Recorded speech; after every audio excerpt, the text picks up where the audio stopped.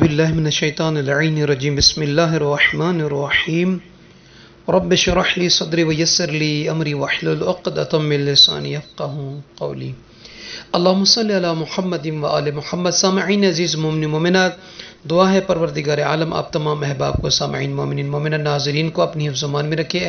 خالق دو جہاں مالک دو جہاں آپ سب کی مشکلات کو خوشیوں میں مسرات میں تبدیل فرمائے، آمین یا رب العالمین۔ آج اس ویڈیو میں امام رضا علیہ السلام کا تعویذ، جسے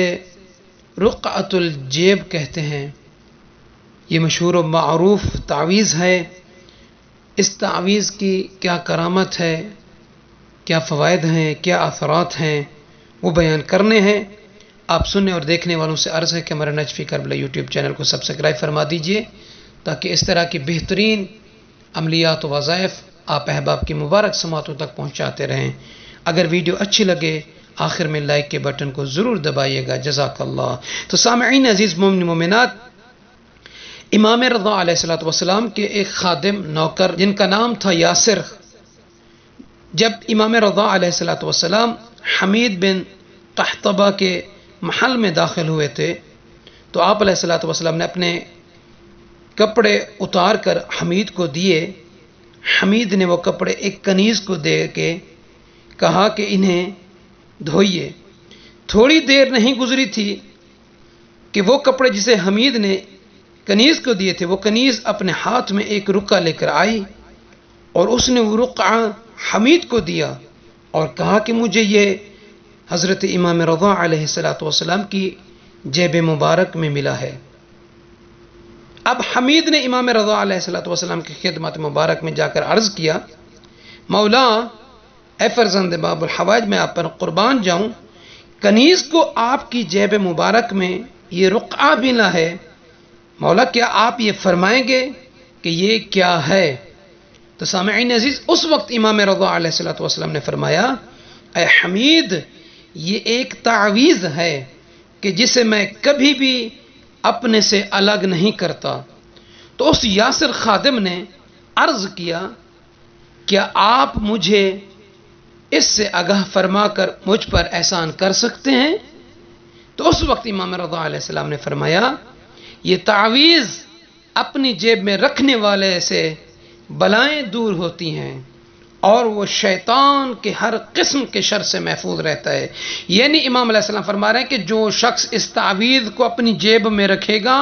وہ بلاؤں سے، نقصانات سے محفوظ رہے گا، شیطان کے شر سے، ہر قسم کے حیلوں سے،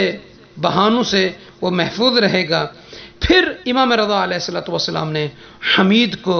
وہ حرز لکھوایا، اور وہ حرز آپ اپنی اس مبارک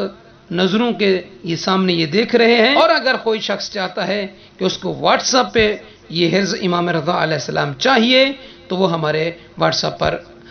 لے سکتا ہے، اور یہ سامنے آپ کے واٹس ایپ نمبر ہے، اسی واٹس ایپ پر رابطہ کر لے سکتا ہے۔ سید ابن طاؤس رحمۃ اللہ علیہ فرماتے ہیں کہ اس تعویذ کے بارے میں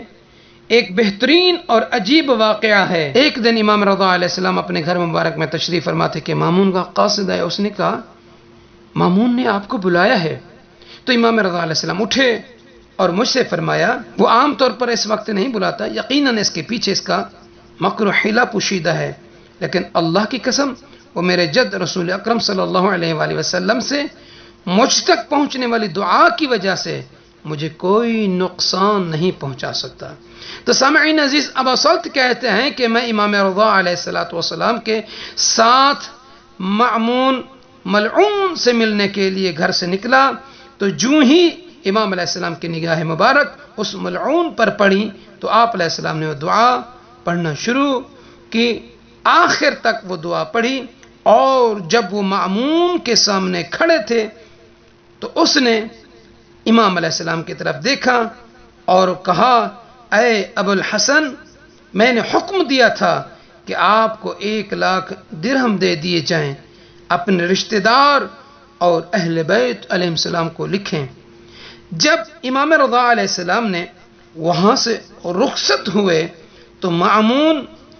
مولا رضا علیہ السلام کو پیچھے سے دیکھ کر کہہ رہا تھا کہ میں نے کسی اور چیز کا ارادہ کیا تھا، اور اللہ نے کسی اور چیز کا خدا نے جس چیز کا ارادہ فرمایا ہے وہ بہتر ہے.